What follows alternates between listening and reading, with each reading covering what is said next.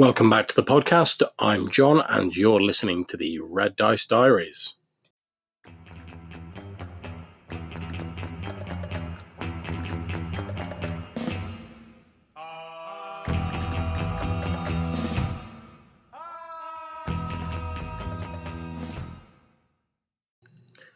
So in this episode, I'm going to be talking with Johannes and Mathew Bryan about a recent RPG session of the Burning Wheel that we had, that Johannes ran. However, before that, I've got a quick voicemail from fellow Purple Wormer, Colin Green, aka Spike Pit. So take it away, Colin.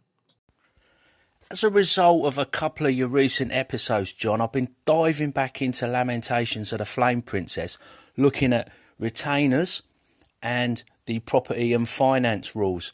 Reason I'm doing that is because when I originally read through this rule set, I was really taken with these rules.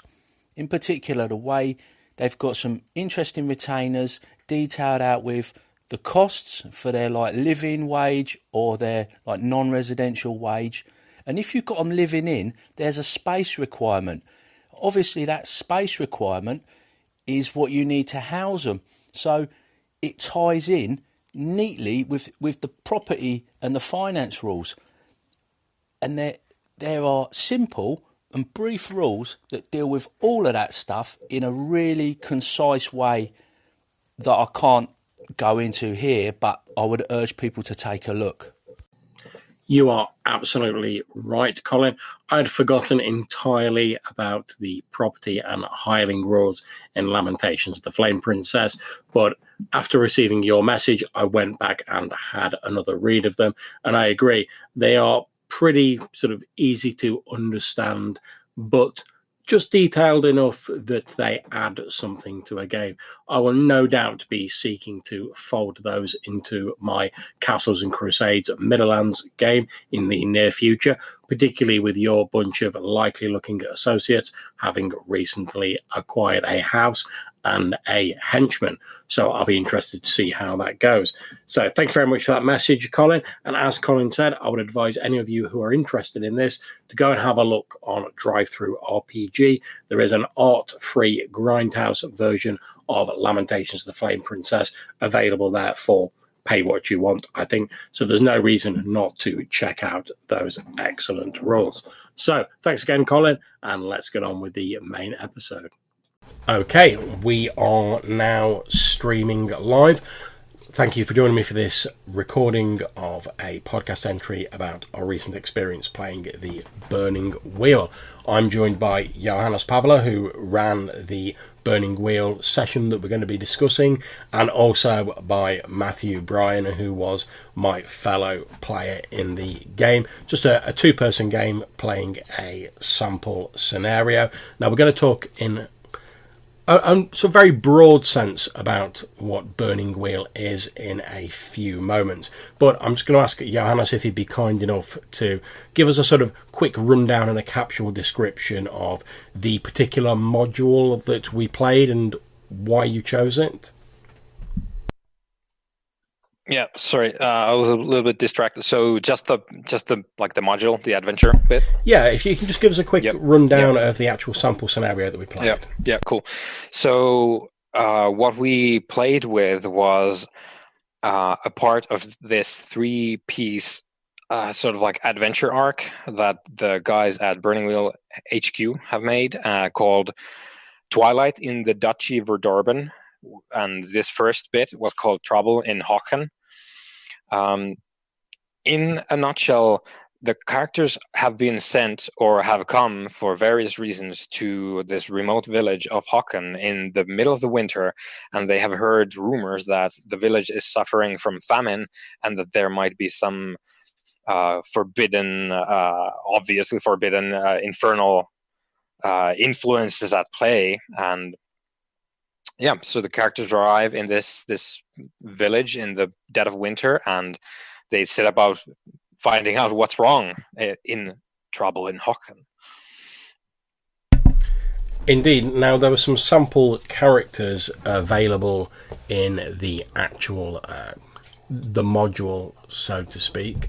Obviously, there was myself and Matthew only picked 2, obviously, but there were a number of different characters. How many are there in total included in the module, so to speak? Yeah, I just want to check one moment. No problem. Okay, so we have Bryn, the young sorceress. We have which I did not include in the selection for you guys to pick from, but we have Celeburn, which is an elf character who is sort of like wanderer type elf, and then we have Daniel, who is a local hunter from Håken, the village itself, and then we have Furiard, who is a dwarf, again a bit of an outcast adventurer type, and then let's see, Gunther, who is a lowborn knight, and Theoden, who is a priest that has recently graduated from his seminary. So we have 6 altogether in the sort of kit provided for Trouble in Håken. Okay, now the character I played in the session was Bryn, who, as you said, Johannes, is a sorceress. But I've got to admit, part of the reason I went for that, as you know, is because I'm currently trying to sort of get my head around the rules of Burning Wheel, and I think I've got a handle on the basic stuff, but I'd not really delved into the magic. And as we all know, it's always different sort of seeing something written down in a book than it is actually experiencing it in play. So I wanted to pick one of the sort of magic using classes so I could really sort of jump into that and sort of get my head around how it worked. Now, Matthew, you played Gunther, the sort of the noble knight. What was it that drew you towards that character in particular? Well, I do enjoy a good knightly tale. When I looked through the character options, obviously out of the 3 of us, I'm probably one who knows the least about Burning Wheel, so I had kind of a blank slate, as it were. By playing a knight, I felt it would give me a kind of inkling in the social structure of the game, to sort of help me understand how it works. Also, I felt, playing a noble probably would have some competency, so I wouldn't be a burden to the scenario. Well, it's definitely always a wise plan in a fantasy RPG to have someone who's at least a bit handy in a fight, which my character, unsurprisingly, being a spellcaster, was considerably not capable of doing. Yeah, not a brute by any means. If there's a brute there, I'm like at the opposite end of the scale for Bryn. But before we sort of start getting into unpacking the scenario a bit and sort of what we liked about it, what we didn't, how we found the game, Johannes, if you had to give like a very sort of brief, like capsule description of Burning Wheel as a whole, as a role-playing game, to someone who's maybe a bit interested, but they just want sort of like a little bit of a description to get them going, how would you phrase it? I will just refer to the ad copy at the back of Burning Wheel Gold Revised, the red and gold book that you can pick up if you want to at your store. It says, Burning Wheel is a fantasy role-playing game in which players take on the roles of vibrant, dynamic characters whose very beliefs propel the story forward. So your choices, again, continuing from a little bit below, your choices tangibly affect every outcome from glorious victory to ignominious defeat. But there are consequences to every action, ramifications to every action. The choices you make close off one path while opening another. This philosophy underpins the character creation system for Burning Wheel. Yeah, I'll just continue because this is pretty good for what Burning Wheel is. This philosophy underpins the character creation system for Burning Wheel, and it's not just a matter of pushing a point here or nudging a number there. As soon as you decide to make a character in Burning Wheel, you are confronted with decisions about your character's past, ethics, beliefs, scars, goals, and dreams. The questions whose answers affect not only your character, but the shape of the story as a whole. So that's not really a capsule, but Burning Wheel is a bit of a sprawling thing. Yeah. So basically, the things that I would highlight from this rather long capsule description is that Burning Wheel characters are vibrant, dynamic, and their beliefs propel the very game forward, because that's sort of what Burning Wheel focuses on. Yeah, I mean, one of the things I sort of found enjoyable, and this is the first game of sort of core Burning Wheel I've played, although I have played Mouse Guard before, which uses like a sort of simplified version of Burning Wheel. Now, the sort of two main games I tend to play at the moment is I play a lot of OSR games, your D&D sort of stuff, your Castles and Crusades, etc. But sort of still one of my great loves is the Fate RPG, which is obviously very focused on the narrative.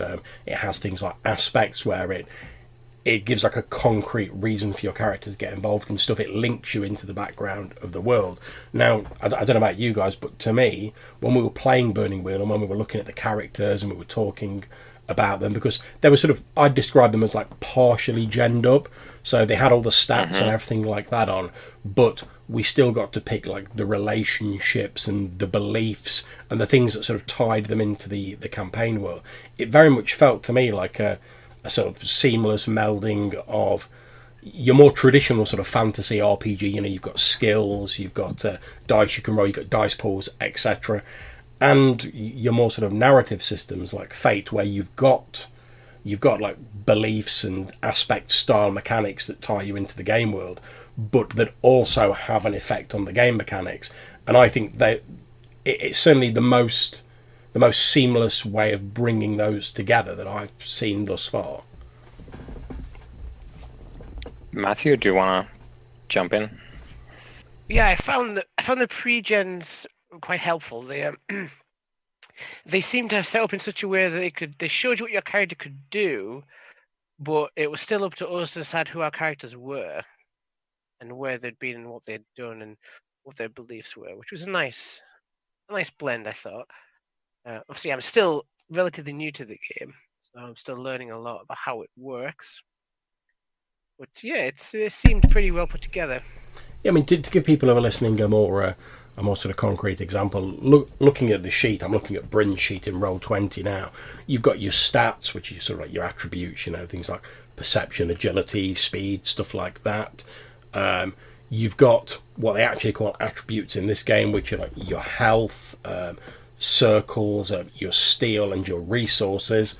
And then you also have skills, which things like, for my character, things like alchemy, etiquette, sorcery, etc., and obviously like the fighting based skills for Gunter.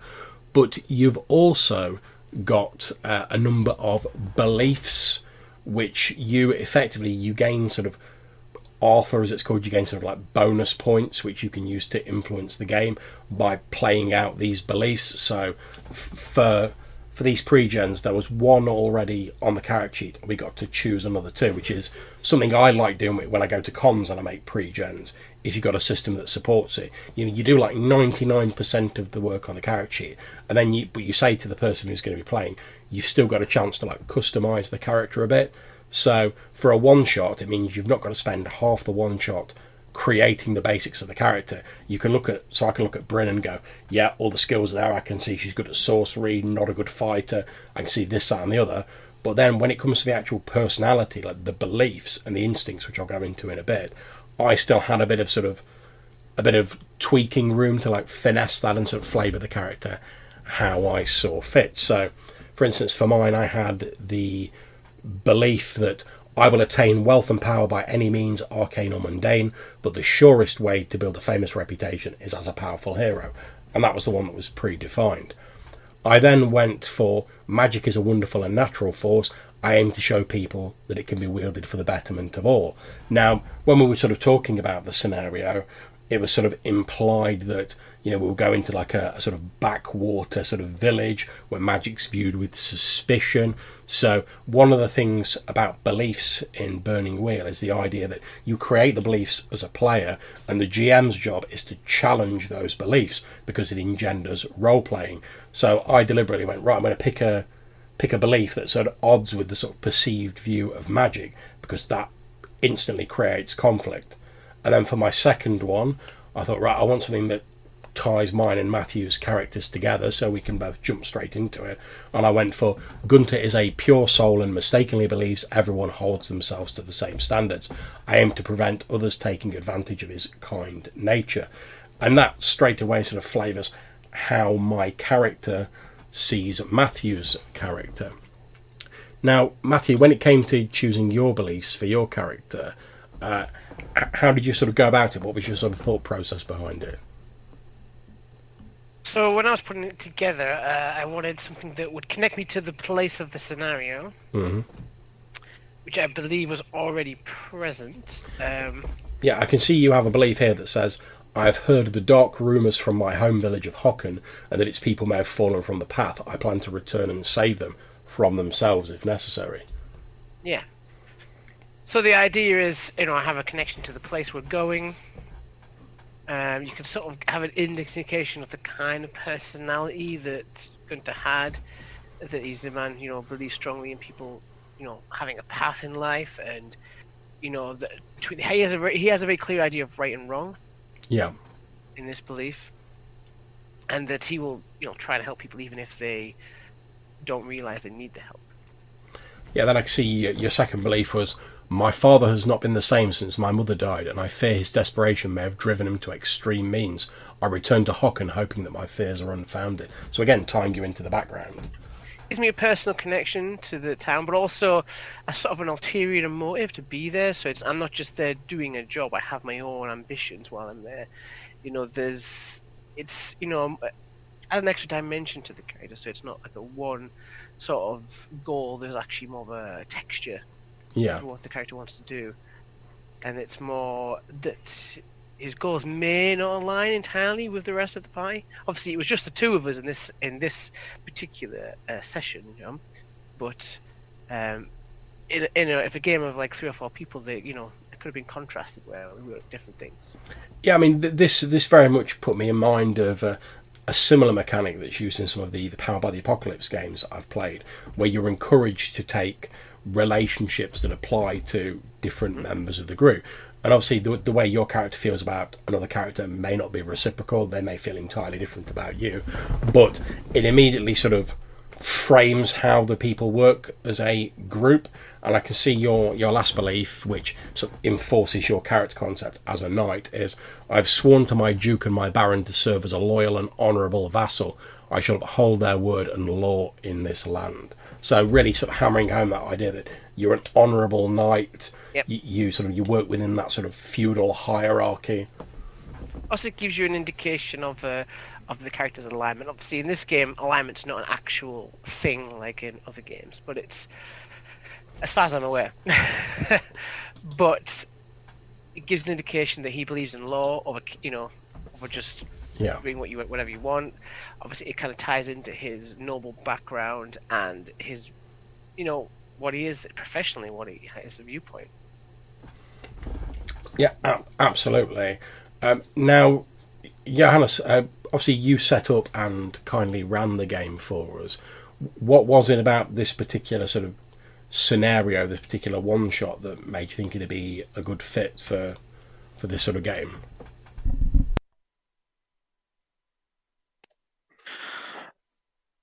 We've been talking about playing a little bit of Burning Wheel down the line, having a campaign and whatnot. And originally, when we started talking about Burning Wheel, I am definitely of the opinion that Burning Wheel needs to be taught rather more than maybe some other games need to.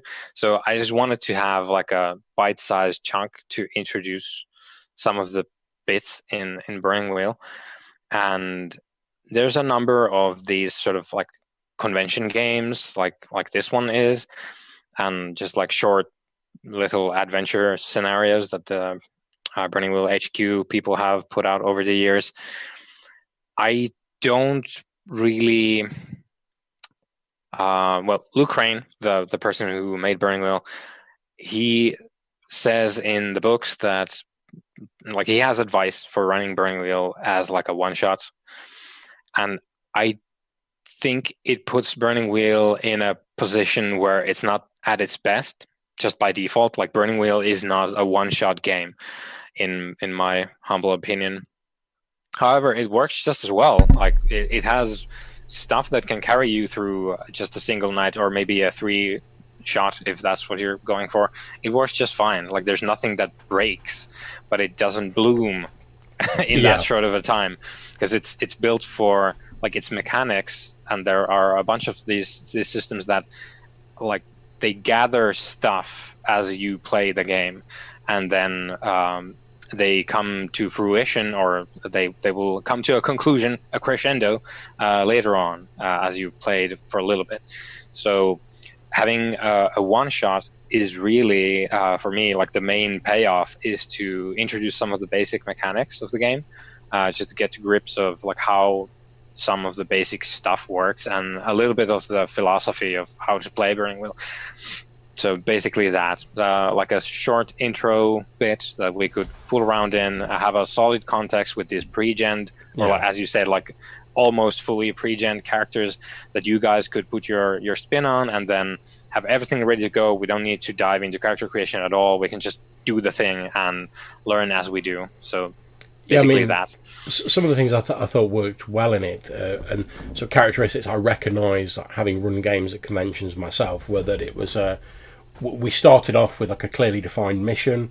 You know, travel to Hocken, investigate the rumours of famine, sorcery, the seclusion of the Lord of Hocken. So clear mission from the get-go. So there's no messing around, like having to go somewhere, get hired, and get the mission. You just like straight into it. The game started with us like, arriving in Hocken, like, in the depths of deepest, darkest winter. Also, it's an isolated location, sort of cut off from everything else. So there's no sort of like, oh, well, you know, I'm just going to ignore this village and like go to a town somewhere else, because you're in the middle of nowhere. Yeah, and like you're not summoning help from the capital. That's it, exactly. It's winter, so that's no way. And also, it had a timeline to it. So as we were sort of going through, we're like, right, okay, so we want to meet up with like the Lord of Hocken. Right, we can't really meet up with him tomorrow without sort of breaking protocol, and we're both nobles. We shouldn't do that. So it felt like if we were just to like sit back and go, oh, you know, we're just going to chill with this like guy, this headsman of the village in his hut, and we're going to eat some like biscuits and salted meat or whatever. It felt like stuff was going to happen, whether we were there or not. Yep. There's definitely there's a very much a timeline to this thing, and it's much more like because it's made for a convention game, right? And you have tight time slots, and sometimes it's like an absolute thing in cons. Like sometimes it's just when the bell rings, you drop the pencil and that's it. But it's much more, as a result of that, it's much more of a structured thing than Burning Wheel itself is. Like as a game, if we were to start the Burning Wheel game tonight, it would not have the same kind of structure. Like I would not prepare the same kind of structure for it necessarily, and not to say that like the world would go on pause if you guys like had a nap, but it's much more of a traditional like scenario type deal that's been written for a specific purpose to like have the kind of like forward momentum that you were talking about. Like from the start, you arrive right in the middle, you're introduced to a character who like is like the hook for you. You walk in and the headsman drags you in, and he's cagey about stuff and kind of shit, and he keeps pushing you the fuck away. Like he does not want you here, but he's not hostile about it. So you're like, what's his deal? Like he's not awful. He really doesn't want us here. So what's up?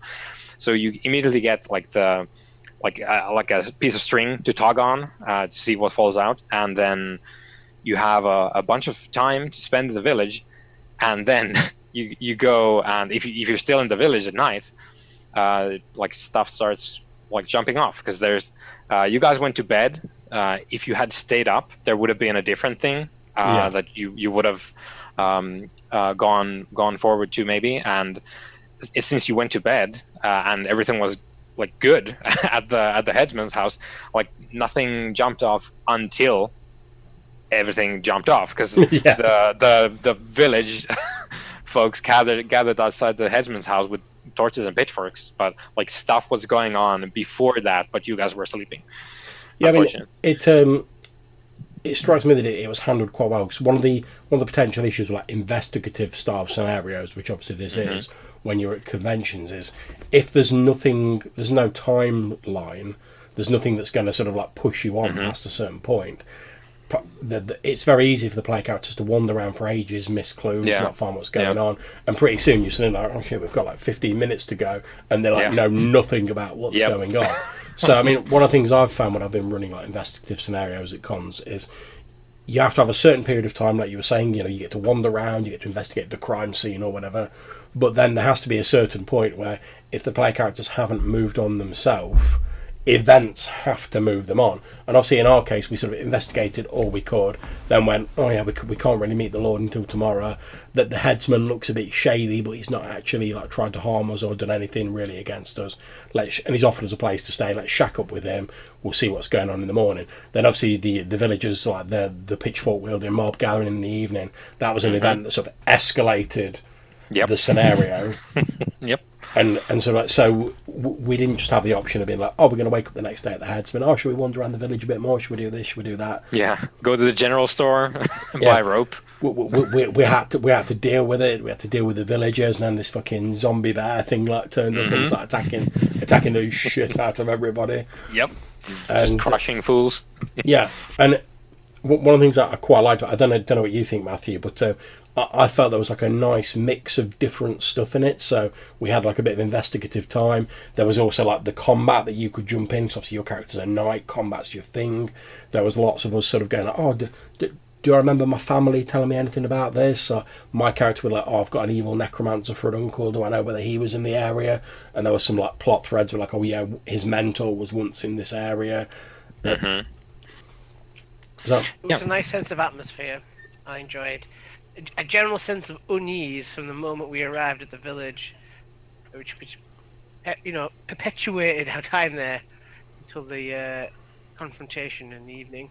That's it, because I mean, as we were wandering around the sort of village, those various details that were like picked at, like the big sort of like scars down the walls of several buildings, and the fact there were so many abandoned buildings, where we're like, well, on the surface everything seems alright, the people certainly don't look like they're suffering through a massive famine, but there's just a few things which suggest that like everything's not quite as brilliant as it looks in this village.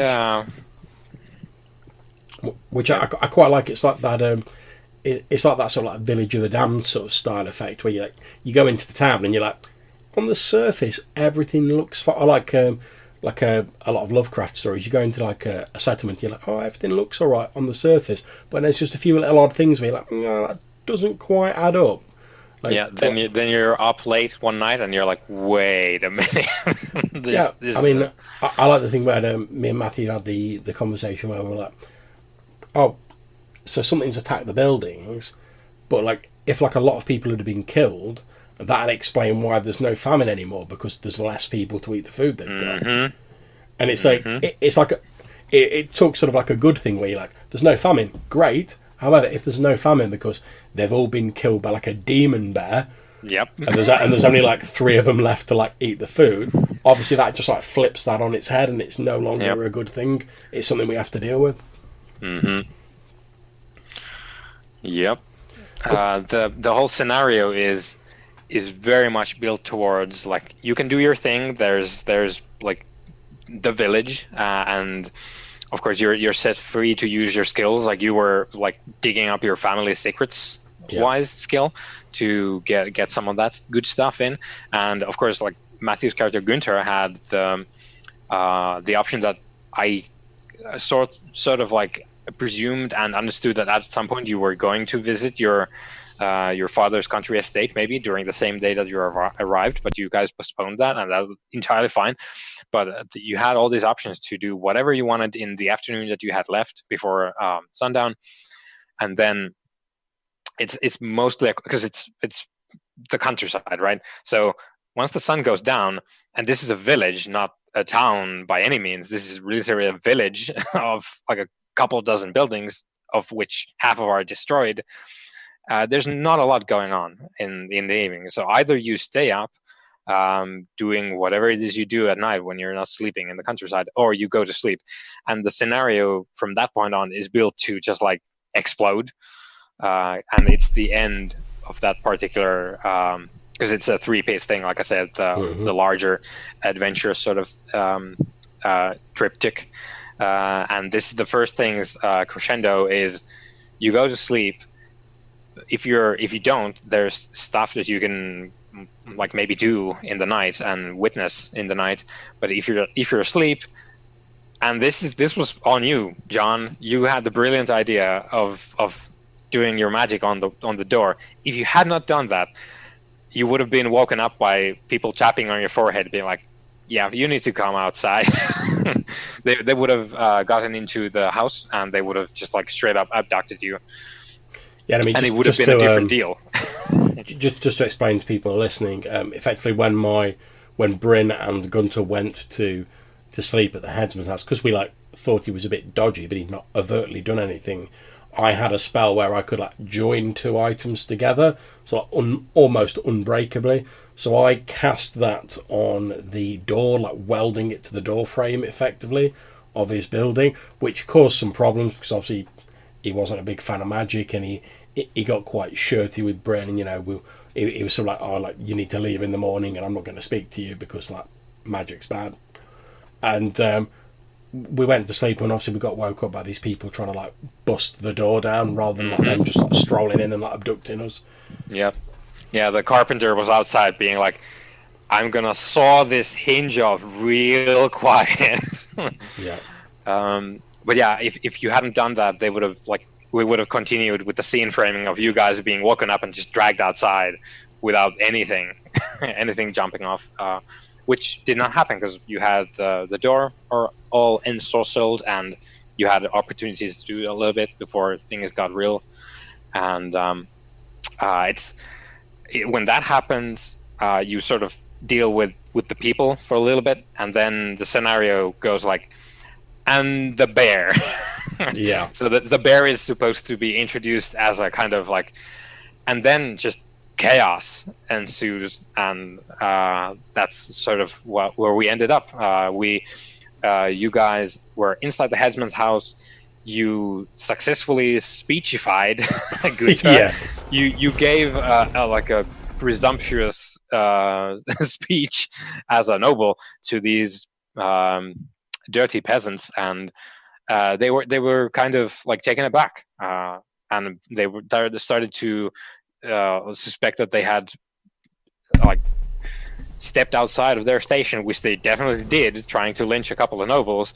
But we had that whole confrontation, and then we had the whole like debate outside with the kind of like the leader of these upset peasants, the local smith, who was waving his smith's hammer around, yelling about how we need to wet the fields with blood in the winter so that in the coming spring we would have a harvest. And these interlopers here are disturbed, like they are an affront to the goddess. And then while all that shit was jumping off, we had the bear. It basically interrupt the whole thing. It's just everything's cancelled. Bear time. I've got to admit, I did enjoy. Obviously, it was a bit more eloquent than this, but I did enjoy like Mathew's speech was basically like, "We're nobles, you're not. Check yourself." Yeah. And check yourself before you wreck yourself. And I quite like the fact, Mathew, that you basically went to that place of like, "Oh look, you've not actually done anything that's going to like get you killed.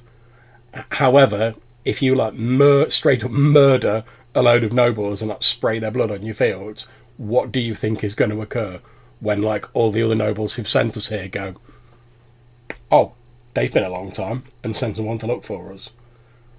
Need to respect your betters."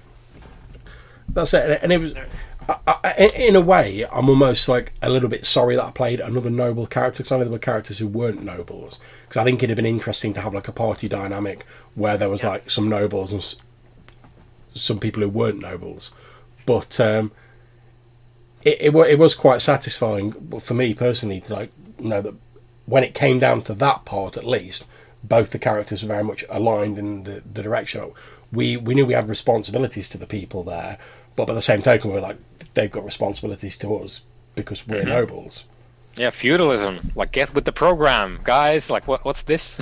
That's it. I found it quite interesting. It's something that can often sort of get glossed over or like skimmed over in some roleplay games, not all of them, but it really did feel like that was actually a thing in the Burning Wheel session we played. So I did feel like the two of us were nobles, like walking around talking to all these peasants, and not in just sort of like, oh, we're like kicking over their like well buckets and like sort of like just like pushing them in the mud. taking our pick of the women, whatever like ridiculous shit people tend to think of as nobility. Yeah, Monty Python. Yeah, I'm being oppressed. Yeah, but in terms of like actually even the headsman who clearly did not want us in his village was like, I'm not just going to like sling them out because they're nobles. I can't do that, but I'm going to do everything in my power to persuade them.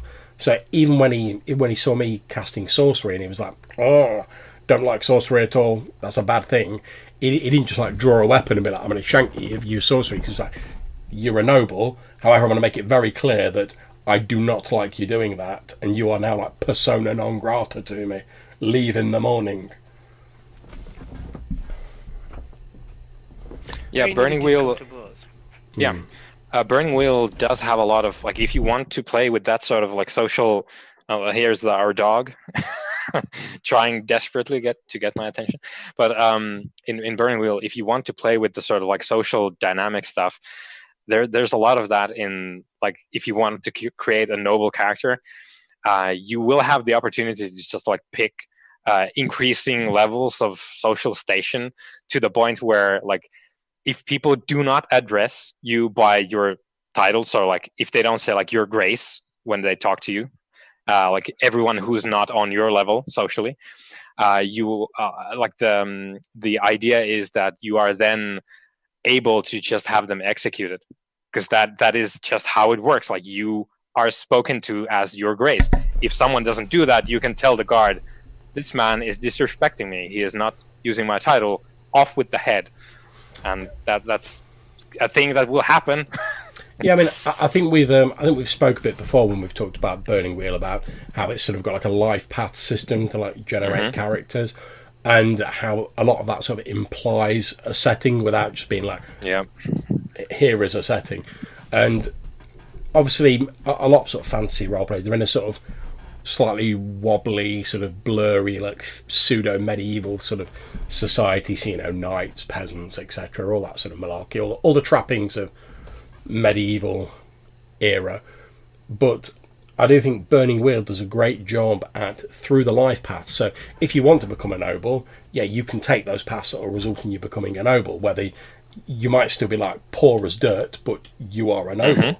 Yeah, so, you have the title. Yeah. So I like the fact that it very much, again, without really, with quite a sort of economy of words, it conveys the fact that there is this feudal order in the setting. And of course, if you don't want to dwell on it, like no one's playing a noble, you don't have to worry about it. But it's sort of there if you want it. Just so we don't confuse anyone who doesn't know Burning Wheel, obviously I know a little bit. What do you mean when you say a life path? Okay, well, certainly as far as I'm aware, a life path system was something I first encountered in the old like Traveller RPG, and it's been in like a number of other RPGs since. And what it means is instead of just like starting out with a character sheet and going, right, I've got so many points to put into attributes, so many points to put into skills, so many points to put into this, you basically go through choosing different stages of your character's life, and each of those stages might give you like a bit of equipment or like a certain ability. So if you go like, oh, I've got the life path of like farmer, you will have some skills associated with that, and then it'll say you've spent X number of years as a farmer, and then you might be like, oh well, yeah, and then later on I was drafted into like the village militia, and you might get some slightly more combat-y skills, and you'll say, oh, and after that I spent X number of years in the militia. So as you sort of relate directly to age, certainly in Burning Wheel, and I think in Traveller and certain others as well, as you go through like each stage has like a variable number of like years, if I'm correct. So like in Burning Wheel, there's a high variance in like how long things take. But so it's basically determined as a dice roll. So you might go, oh, I'm a farmer, and it will say it takes D6 plus whatever years. Yeah. You roll that, and that's how many years you spent as a farmer. So what I meant by that was like you might be a hunter, and that might last for like a year, and then if you are a thinker, which is to say in Burning Wheel, basically kind of like a philosopher. Or maybe even just like academic a hermit of some description. Or like like more than just academic, because that's like you're in the city, but the thinker is kind of an outcast because they're kind of like a hermit type philosopher Okay, deal yeah. who has like withdrawn from society for a bit and had a little think for 15 years. That's a lot longer than most of the other life paths in Burning Wheel, which are like from 1 year to like maybe 6, 7 thereabouts. Yeah, so to give the other advantage of, which is something I've not seen other games do that Burning Wheel does with its life path, is they exist in different settings, which are all sort of themed life paths. So to use my example of the farmer, we'd be looking at the villager setting. So you grew up in a small village, and you start off by choosing village born as your life path, and that tells you some of your stats, tells you a couple of your skills, like you've got points to spend on what skills, and it says that takes 10 years. So for the first 10 years of your life, you were a villager. Yeah, you were a kid in the village. Yeah. So how many life paths do you have to take to have a playable character? You basically, when you start the game, you set that out. So how many life paths do you take is kind of the if you wanted to think of it as like the power level of your characters. If you pick 3, that's like a very, like, I think in the book, like the example for character creation is we're gonna make a 3 life path character for that quote unquote first level feel, and the campaign that they're making this for is like a D&D type, like going on high adventures, and a 3 life path character is kind of like the just starting out with whatever you're doing. 2 life paths is basically a kid, like not a child, but like a little bit older kid. Very challenging is what I would describe a 2 life path character. 1 life path character is just a child. 4 is kind of professional at the thing. 5 is a veteran, and like up from 5 you get into just increasing levels of just mad proficiency with whatever stuff you have. And I am a big fan of the fact that even if we say we're going to pick 5 life paths per character, let's say John here really likes let's say Tolkien, and he wants to play Elrond, the half elven, so he could pick stuff where he's an elven noble, he has a citadel, maybe he has some like a small cadre of elven warriors at his command, whatever. He's got the good life. And Mathew here, he's peasant born, he was a farmer, then he was the head of the house, then he moved, or his village grew, he's like dinky like peasant settlement grew into an actual village, and he became like a local tax collector or whatever, and then he eventually ended up in the city as like a criminal. And that's Matthew's character, who is in no way comparable to what John just picked, because John has a castle, guards, the whole thing set up, and Mathew has a rural background for a city like scout, like a thief type character who maybe like has some connections to folks, but like just we were talking about social standing here, right?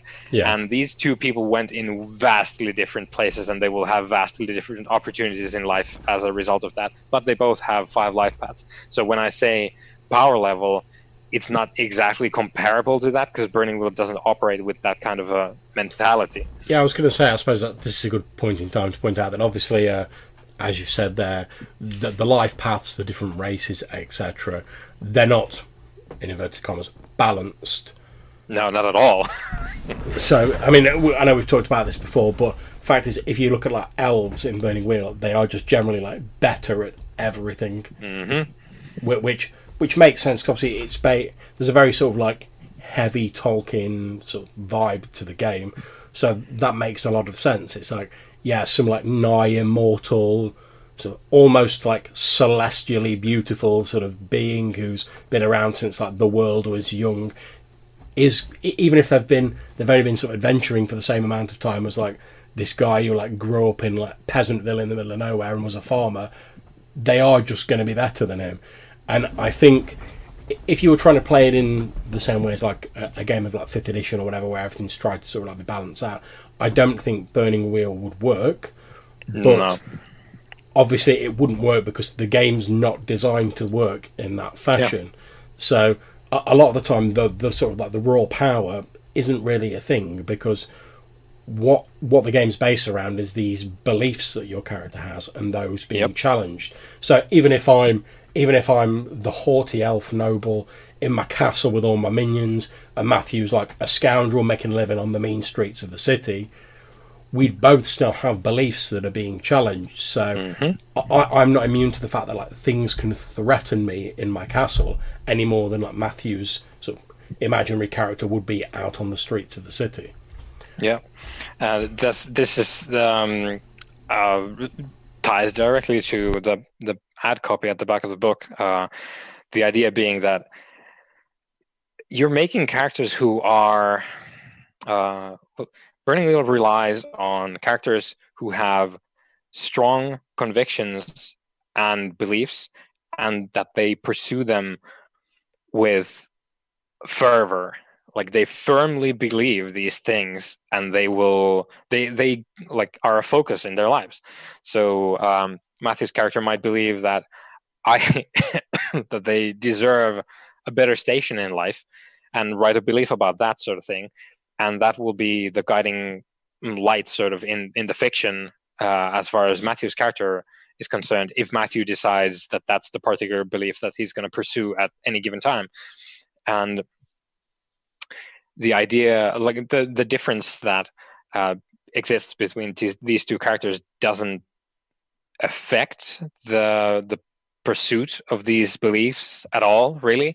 It's all context dependent, and it's basically, when you're making a character in Burning Wheel, you're picking sort of like the backdrop for what we want to do, and it's not so much about that John gets to do all the good stuff if John plays this elven noble and Mathew plays like this gritty thief on the streets. It doesn't mean that at all. It's just John picked that specific milieu for his thing, and Mathew picked his for whatever he had in mind. And it's not like a negative for either of these characters to have and be what they are. I mean, it strikes me that Burning Wheel is a game that's... the only possible issue I could see with this, because I agree, I'm not a big fan of like the whole like balance thing anyway, but I agree that it works if it's played in the way it's intended. The only slight issue I could see is if you tried to play it as like a normal sort of let's say D&D style game, for argument's sake. You know, you're a group of adventurers who've come together, everyone's gen the characters separately, you come together, you're a group of adventurers. I don't think Burning Wheel would work so well, because obviously the elfin noble in its castle, what reason has he got to associate with the city-born thief or whatever? Yep. But by the same token, the way Burning Wheel works is the character creation encourages you to start thinking about and start making connections between the characters right from the get-go. So it's like, if you just both turned up and you were like, oh, here's my character, it's all done, boom, elf, and you're like, here's my character, yeah, city guild thief, you'd be like, oh, there's no real reason for these to interact. But because it seems like a game where it's made to run best, where people generate their characters together and they have some sort of idea to like, right, these are going to be people who've got to interact with each other, so we need to have that mindset from the start. I think that's probably the best way it works. It wouldn't work if it was running a more traditional way, if you see what I mean. Yeah, I definitely do, and I do agree for two different reasons, one of which you just explained. Like if you made your character in a vacuum and you just like showed up, it would not work, let's say, in the same way that these pre-gen characters would necessarily, because you would have had a thing in mind which might not relate to what everyone else had in mind at all, and you might have gone in a really separate direction. So if you're playing the king and everyone else is playing a bandit in the forest, that's a game that I would like to play. That would be interesting. Like, why are these the characters? I'll be up for that. But if like the king player of the king character and the players of the bandit characters just had like entirely like opposite ideas of what the game was going to be, it's not going to work. But if that's the idea that you all came up with, for some reason this king has something to do with this band of bandits in the forests. Yeah, sign me up. That sounds great. There's probably a lot of cool stuff to do. There you go, Matthew. I think we've got the the later campaign of Burning Wheel sorted. I think King Danny McGee and his band of outlaws. Let's do it. Yeah. I can see you repping us like a king, man. with the bling bling. That's it. And the second reason being, it's like Burning Wheel is definitely not geared up for like a monster romp type deal. Like there's no fighting like 16 kobolds individually. It's not really made for that sort of deal. But neither of these two things, like character creation potentially going in different ways and people having castles when the whole other group is going to be like a maybe a tribe of people who are nomadic and they will just have nothing to do with the castle bound character. And the fact is, violence in Burning Wheel, it has repercussions that become very apparent really quickly when you get into the fight.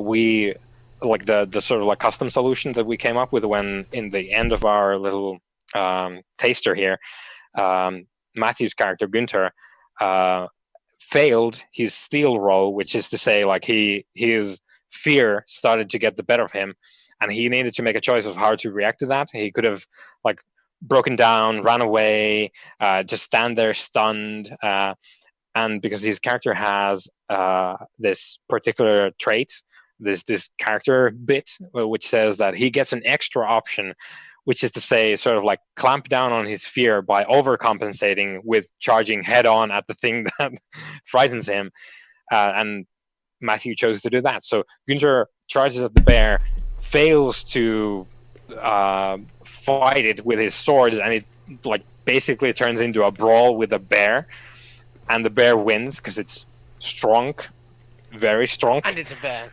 Yeah, I was going to say, yeah, it's a bear.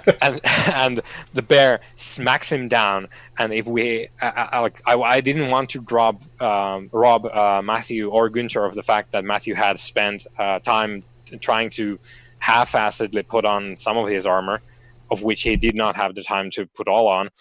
I didn't want to like sidestep that, so we rolled some of the armor dice, which ended up deflecting the bear's blow. But if the bear had hit Günther successfully instead of just like wrecking his breast armor, Günther would have been in a very bad place, and he would have been bleeding out. And the best that anyone could have done in the village is like find, if there is such a thing, like one person with some herbalism maybe as a skill, which wouldn't be like a large number. Like there's no maybe like 3 dice pool herbalist type maybe, and then like that's the person who would have been first of all stopping your bleeding and then like actually helping you with the wound, which was severe. You would have been probably knocked out by the dice penalties. I'm not exactly sure, but you would have been real close to unconsciousness, and you would have been bleeding out. And the best help that we could have gotten is the dinky, like peasant herbalist, who is not going to be like real wise to like how human bodies work. So they would have gone to the forest to get the Athalas plant, the king's foil, and they would have put it on the massive gouge in your gut and be like, "That's it, we're done." Job done. Yeah. So that would have been quite the blow, and Günther would probably have died. Then again, and we didn't discuss this. In Burning Wheel, you have 3 different types of these Artha points, which John mentioned before, I think. Mm-hmm. One of which enables like the 3 of them. So the middle one, allows you to, if you have one of those and you would be in a position where your character is going to die, you can state that your character has the will to live. So in this instance, for example, if the bear had ended up just gutting Günther, Mathew still had the persona point, as it's called. So you would have been able to declare that Günther has the will to live, which it's not going to negate the blow, but it's going to basically do that thing where like Gunther gets like slammed down and he's down for the count, and he's off screen, but he's not dead, and he will like have the opportunity to recover from his wound later on.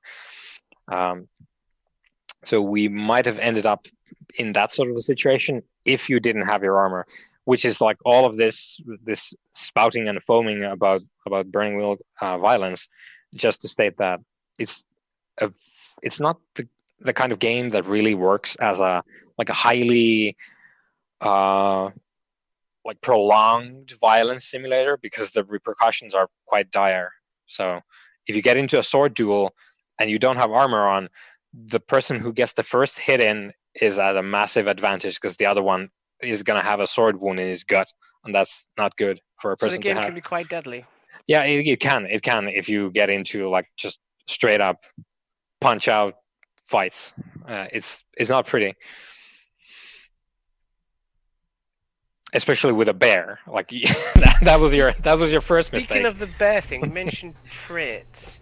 Yep. Are they like an optional part of the game, or is that something that every character would have? Yeah, it's built into life paths as well as the skills. So if you pick, like, let's say a farmer life path, you're probably getting, let's say, sailor, because I remember that one better. So if you're a sailor, and there's a couple of different ones, because there's like the city sailor and there's like the small, like rural type deal as well. But you're gonna get a skill which is probably something to do with either rigging or like seamanship. Like you're gonna have to learn some of that if you were a sailor. Also, your sailor gets some trait points. Let's say 2 for this example. I don't remember if that's correct, but let's say you get 2 trait points, and on your sailor life path, you have a trait list, which is like the traits available to this character because they were a sailor at one point. And the same thing that happens with the skills. So a sailor has to know, let's say, rigging in this instance, because they were a sailor. You have to invest the minimum amount into that. The other skills are optional that you can invest into if you want to. The same thing happens with the traits. So the first trait that is on the list with the life path that you picked, sailor in this instance, you need to spend one of your trait points into that, and the rest you can do whatever you want with. And a lot of the sailors in Burning Wheel are drunk. So if you were a sailor, you will know rigging and you will be a drunkard. And that's not to say that every character has to be like the stereotypical drunk sailor type, but that's a thing that the character generation will pick for you. And if you want to, you can play that and get rewarded for it.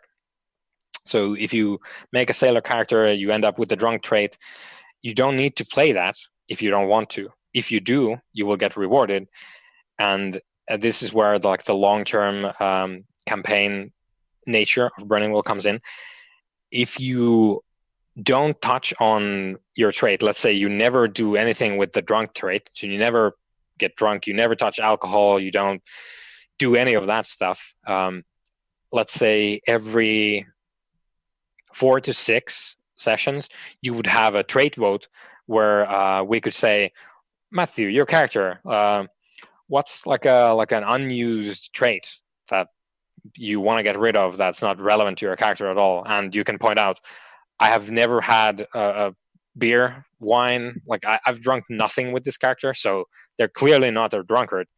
And we vote on that. If that's okay with everyone, off it goes. And that sort of trait vote thing includes voting in traits as well. So if you have been like downing massive amounts of beer, just getting wasted every time you have the opportunity, we might go, hey John, you've been getting smashed for 6 sessions now. Sounds likely. Yeah, I think we're gonna have a vote. Maybe your character should get the drunk trait, and then we vote on it. If it goes through, you get the drunk trait, and then going forward, if you want to keep getting smashed, there you go. You get rewarded for it now. You get points for doing the thing that you wanted to do. Like this is some like a little bit of a deeper level Burning Wheel thing, because it goes into the campaign nature, but that's the way traits work in Burning Wheel. If you have them and you play towards them and they cause trouble for your character, which is to say interesting drama in the game, you get points. it strikes me to go back to when we're talking about how you could possibly bring a group together, and we've already said that there's like a strong sort of vein of like Tolkien sort of vibe through Burning Wheel. It strikes me that things like the Fellowship of the Ring, where they're all like drawn together because of like some quest, would be like ridiculously easy to do in Burning Wheel. Yeah, but because like you've literally just got to make sure right, everyone's got to pick like one of their things that's connected with whatever the magical doohickey is. So you go, you've all got to have a belief that's connected with like obtaining the one ring or destroying the one ring or whatever it is. Yep. So, which is it's funny that you mentioned that, because as you know, I've talked to you about it before. I would really like to play in like some sort of Middle Earth game of Burning Wheel. I think that would be real fun. Like whichever time period, really. Like I think all of it would be really fun. Like maybe some like Elven Kin War stuff. Like that would be power metal, as well as like because you picked the Fellowship as an example here. I think like it might even be interesting to just say like, we're gonna do the new Fellowship. We're gonna forget Frodo, forget all of that stuff, and our characters are the ones like we start the game at the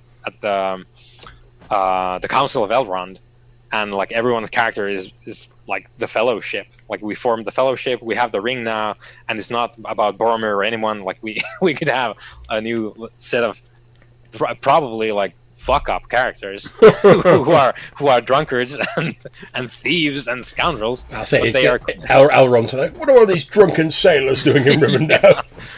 I live in the mountains. Like how all these sailors? Yeah. Okay, so one of these sort of things I've often heard levelled at Burning Wheel as a criticism is how complex the game is, but certainly from the session that we played, and I know we didn't handle everything, so we did like a one shot. And I know there's various optional like spokes and sort of subsystems you could put on it. Yeah. But at its heart, to me, it seemed to be a fairly simple D6 dice pool system. I mean, I don't know, Matthew, like having like the least experience of Burning Wheel, how did you find the system in terms of actual play? I actually found it pretty simple, like in terms mechanically to actually play it. But part of that may have been Roll20 doing some of the heavy lifting for me. But it was, as far as I remember, a D6 dice pool system. You had to get over a certain number. I think the target number is 4. That can change. Yeah, there's no set target number. Everything is dependent on basically what you're doing and the conditions of it. What I liked about it is that once you decide an action, you sort of commit to doing it. I think perhaps some of the people's opinions that it's a difficult system might be that it doubles down on the kind of you know what you know sort of thing. So if you know something, you've got a decent sort of shout at doing that thing. If you don't know something, your chances of actually succeeding are very slim. However, the game, from speaking with Johannes and yourself about it, the game understands this, and by attempting to do that a number of times, that's how you expand your character. So by failing over and over, you eventually do get the skill you need to do that thing, if I am correct. Yeah, that is how it works. If you don't know how to fist fight, just go out and start fist fights. Eventually, you will know how to do that in Burning Wheel. But to speak to your point, John, of Burning Wheel being complex and difficult, that is absolutely true. I see how that idea comes about. I don't remember how in which amount of detail I've talked about my own sort of road to appreciating Burning Wheel, but it's not a thing to easily digest, especially if you're doing it on your own and you don't have someone to talk to you about it who has maybe a little bit of an experience with it, the game. Because if you go out today and you get the Burning Wheel Gold Edition revised red and gold book, it is which John is holding up right now, is a beautiful book. But if you go out and buy that today, I would say that there's a fairly high chance that it's not going to click for you for a good long while if you just read it in seclusion. And that's in part because I don't think Burning Wheel, the core book, it doesn't have anywhere near enough like guidance on how to use things and sort of like talking things through, like why is this here and what kind of things you should be looking to use it for. And it doesn't, in nowhere near enough like clear language anywhere near the beginning, it does not highlight the modular nature of the game. If you wanted to, and you absolutely should, you can just start out Burning Wheel with the sort of game that we ran. Just have your like, stats, your attributes, and your skills, and you just roll those in either like just against your like the inherent difficulty of building a door, or you just roll your graduated test, which is like you just count how many successes you get, or opposed test where you're trying to roll more than the other person is, and you just do that starting out. It does not highlight that. Like if you're starting out with Burning Wheel, just don't like try to get everything in, because that is real hard to like just starting out, especially with no help. That is a huge flaw in my opinion in the book, because that leads into these questions that I sometimes see on like a Discord where and for our listeners, there is a system in Burning Wheel called Fight! Which is sort of like this almost like a dueling system. You're like zooming in to like mano y mano, like we're on the bridge in Mount Doom and we're sword fighting. We're sword fighting in a very intense like one person versus one person deal, and it's a more detailed type of conflict system in Burning Wheel. And sometimes, because Burning Wheel the book doesn't tell you this, sometimes people think that fight is the only way to fight in Burning Wheel, which is not the way it is, and you absolutely should not use fight anywhere near the beginning when you start your Burning Wheel game, especially if you don't have people who have played the game before. So it leads into these like misconceptions, the fact that Burning Wheel the book doesn't have guidance, that people like just they read the book and they pick one of these systems that are really like in-depth, like dense systems, and it gives off the impression that, okay, it says fight here, so this is how you fight in this game. And that's not true. You can just, as we did with Brian here, with Gunther, Gunther rolled his sword skill against the bear's savage mauling or whatever the skill the bear had, and then you just compare results, like who gets the most results, and then that's it. That's the fight, instead of this like complex like couple dozen rolls, maneuvering, maybe blocking, attacking, doing feints with the intricate detail of the fight system. So that's I think the root cause of some of these complaints of Burning Wheel being super complex, because it doesn't tell you that it doesn't need to be. Yeah.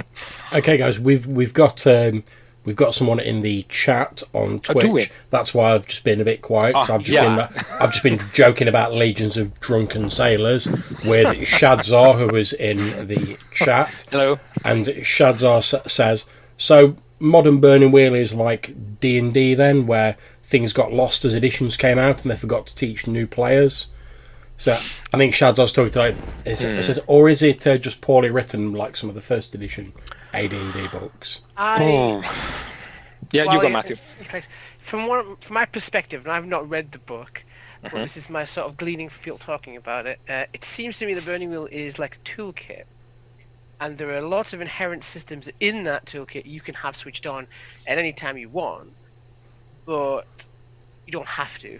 It's got the life path system, I think, is the core sort of structure you need. Yes. Then followed by the beliefs and instincts. Before you get to any stats, these seem to be the core things of what a character is, and then you actually get to the mechanical side of how you represent them in the game. But it doesn't come with an inherent setting. I think it's implied fantasy by the elves and stuff, and that you talked about, but it doesn't have to be. It could be horror. It could be sci-fi. It could be set on Mars.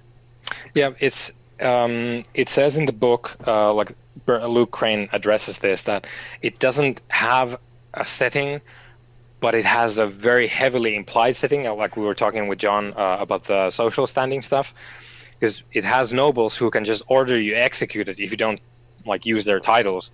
It has wizards with wizard stuff. It has elves with a heavy Tolkien type feel, but it doesn't need to be like explicitly like Tolkien fantasy, and it cannot be because the wizards are wizards. Tolkien doesn't have a lot of that stuff. And to your point of it could be a lot of things, it's kind of that gets slightly more difficult if you're trying to veer off from fantasy as any kind of like a hitching point. So if you go space, yeah, it can work.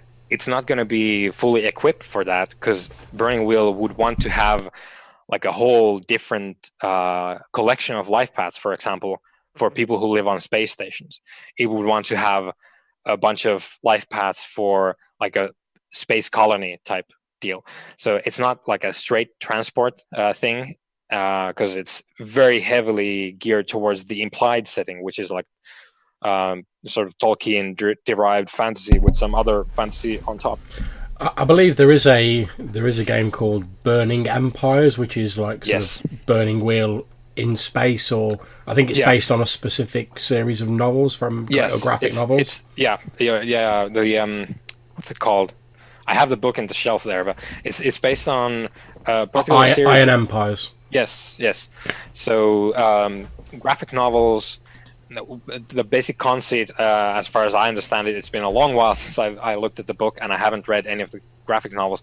But the idea being that there's like these like worm parasites that infest people, and the core concept of the game, the setting is that there's the human civilizations, and then there's these like parasite infested, like overtaken places and planets and civilizations.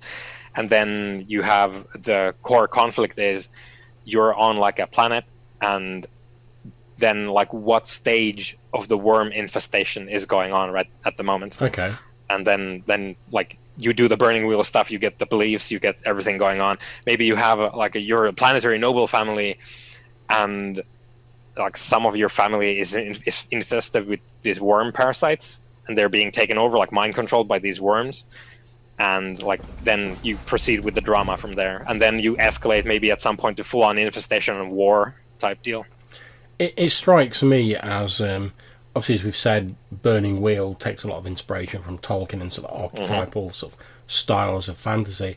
It strikes me as like maybe it's a little bit more difficult to do with science fiction, because obviously science fiction is like a big sort of umbrella. Whereas obviously when they've done this Burning Empires, they've obviously gone, right, we're going to take an established property which has like a very sort of singular vision of what their science fiction is, and then we're going to adapt it to that. Because I think Burning Wheel is a sort of game where, as you say, a lot of the life paths and things like that, they are heavily keyed into the sort of game you'd be playing in that setting. So I think if you were just going to go, oh, we're going to do generic Burning Wheel space, I don't think that would work as well.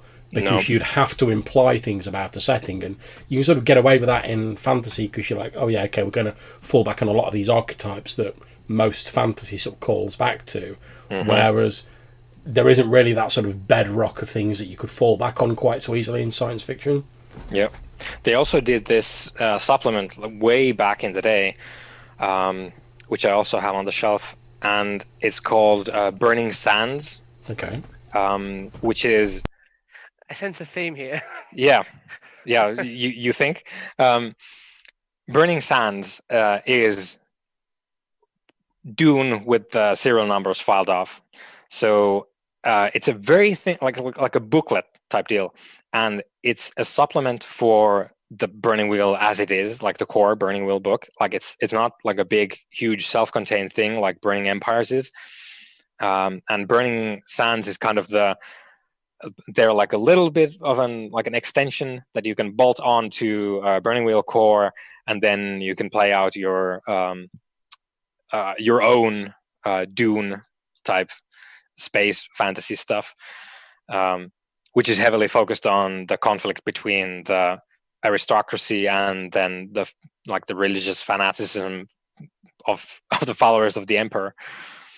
It's a very old addition to the whole burning wheel thing, but I think it's pretty good for as a point, Mathew, to like, can it do a lot of stuff? I think definitely it can, but it always needs to, at least if you're just using the burning wheel core, you're going to need to either ignore a bunch of stuff or just do a little bit of like mental gymnastics to make everything fit.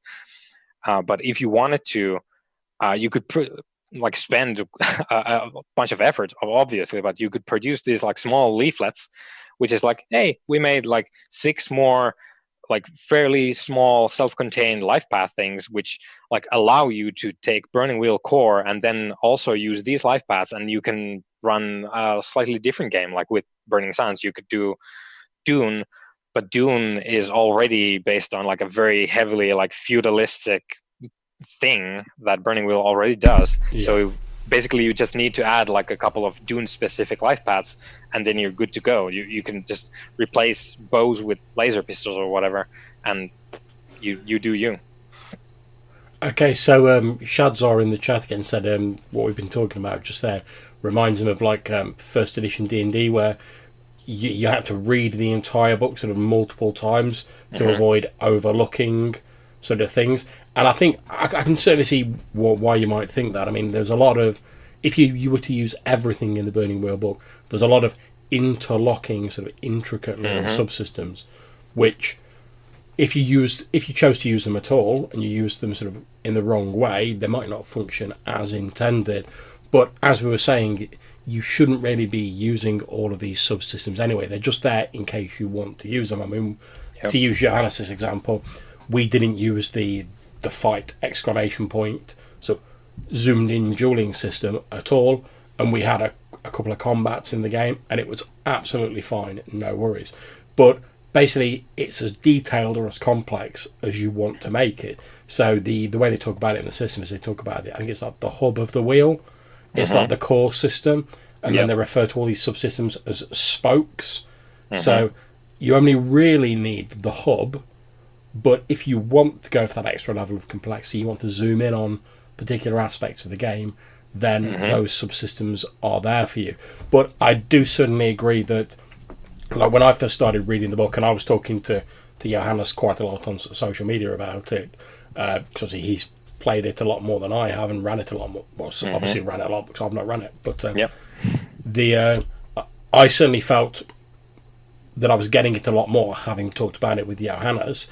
And again, having now played a session, like I say, played a session of Mouse Guard, I felt a lot more comfortable with the ideas that were presented once I'd seen them in action. So I do think it's a game that plays better than it reads in some senses. That's not true for all games. I mean, some games you can pick up, you can read them, they're fairly simple, it's dead easy to get into. But I think like a lot of things in life, you sort of get out what you put in, basically. Yeah, and Burning Wheel definitely fits that definition. Burning Wheel is a game that's specifically been built to reward system mastery in a way that I don't really like. I can't think of another game that is as focused on that idea, that if you understand a lot of Burning Wheel's mechanics, and not just on like, okay, so this is how you roll dice, but if you know how Burning Wheel's things interlock, you can do a lot of interesting stuff with it. It rewards the tinkerer, let's say. If you want to deep dive, you can build a lot of cool stuff with it, which is, I'm gonna use a very I guess like a simple example here. So Burning Wheel, you have beliefs, you get rewarded if you pursue them. Cool. You have a belief that like fundamentally cannot be solved. So if you have a belief that says, I will not raise my hand in violence against another, as it is against my, let's say, my God. Like I worship a God that does not approve of violence. I will not do violence on another person ever. You can't solve that. Like that belief doesn't go anywhere. There's no end condition to it. It might change, but then you're going to change the whole thing. Like you cannot solve non-violence, but it's a guiding principle which you will get rewarded for with the like the most common forms of reward points. And then you can have another character who is like violence is the answer, like war is the answer to everything, like violence gets you whatever you want in this life, and I will like use my physicality to get what I want in this life. And those two characters in the same scene will have these beliefs that cannot really be solved anywhere, so they will have them as long as the player wants them to have them. They will get rewarded for whenever those beliefs are being pursued or promoted in game. And if that was a game that I was running, I would put in characters that basically hit on both of these people's characters at the same time in the same scene that they were in. They would both pursue their beliefs, probably have an argument, and get rewarded for it. And if that's the thing you want to do in the character creation, if that's the thing you want to pursue in game, you can just talk to your fellow player and be like, hey, so you have this belief, and I think it would be really interesting if I had this belief, which would like tie into yours and cause our characters to like constantly hit butt up against each other in the game. You could do that, and you could get reward points for it. So you could design some of your interactions like this. Yeah, and as you say, that's all part of the sort of system mastery we're talking about. And it's strange because I know sort of character optimization and stuff like that comes in for like a fair amount of stick. And obviously there's the dreaded spectre of like the power gamer sort of lurking out there. But I often feel that like in other games, like, the reason those things are criticised is because they take place in games that aren't really designed for them. Nope. We lost Mathew. We appear to have lost Mathew. Hopefully he'll get back to us soon. But they take place in games that aren't really designed for them. Whereas because Burning Wheel is designed to reward you for mastering the system, for getting to know it, it's not a problem in that game. Yeah. And Burning Wheel definitely, and the book talks about this, that Burning Wheel is very much a game, and it's been like made as a game, and it encourages you to play the game as well, and it doesn't really it doesn't in no way admonish you. In fact, it like you said, John, it rewards you if you want to master the system. Yeah. And when I say like system mastery and you get rewarded and stuff like that, I'm not talking about you doing like critical hits on your on the kobolds every time. It's like you get to apparently Matthew's having a spot of bother, but you get to take the game in interesting directions when you start to master the system on deeper levels. Not to say that you can't if just starting out, but if you want to, you can like tinker with the game as a player in ways that I don't remember other games having necessarily, at least in the same way. And I really enjoy that as a player. I get to play never Burning Wheel, but I've played one session of Burning Wheel as a player in my life, and I'm hoping I can master it sufficiently so that I can run it at some point, so you'll actually get to play in it. But sorry, go ahead. I was going to ask a question there when he was talking about playing. I was like, so it's sort of the. I'm trying to think about it from a person who doesn't know anything about Burning Wheel because I'm almost that person, right? So to set expectations for like a GM and a player perspective, what should a player expect if they came to play Burning Wheel? Like, what would they need to bring? What would the sort of like outlook they would need to sort of absorb the material? And as a GM, what kind of, if your first time like picking up to run it, what would you be expected to sort of like go? Would you expect to know the book cover by cover? Would you expect it to create your own setting, for example? Because you said it's not exactly, it doesn't come with a published material. Apart from this scenario, which you can, I believe, pick up for free. Yeah. The I think all of them that they have published, these sort of like con type small scenarios, I think they're all available for free, or they have been at some point in time. They've like at any rate they will not be charging for them, but I don't know if they have themselves made them all available at this time, because they've obviously been at this since like 2011 or something. So they've like published and then retired and published new stuff and everything. But these scenarios from Burning Wheel HQ, like they've been free, and I think you can pick up from their current web store. You could like just get the free PDFs for the Twilight in Duchy Verdorben if you wanted to. But to answer your question, Matthew, like these are all things that I would really like to have in the Burning Wheel core. You hit on some of the things that I was just saying that are missing in at least in sufficient quantity for my taste. Anyway, so like what to expect. Like Burning Wheel really expects you to take your character, give the character these beliefs, these instincts, and these traits, and then just like go like full speed ahead with them. And don't be afraid of failure. Failure is gonna be there, as you learned with some of your roles when you were using things that your character did not have. You were using 2 dice, and you would have needed 8 successes, I think, at one point, which is that's a tall order with 2 dice.